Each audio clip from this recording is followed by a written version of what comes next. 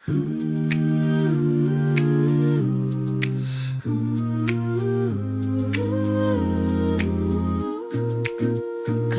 Vawlei Sertu kan Pathianhla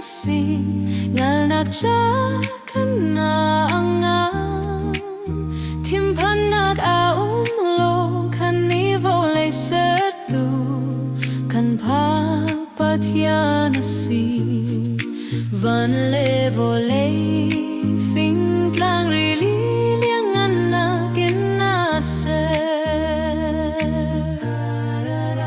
Kannih Vawlei Sertu kan Pathianhla amaliana lekaruahar Kannih sinalang terpathian Vawlei chunga donak tampi Pundang dang pang partam zong Pathianhla nakasi Kannih Vawlei Sertu kan Pathianhla thatlo nakchu thau man selo uktu Pathianhla raldo adirilo zisuni atela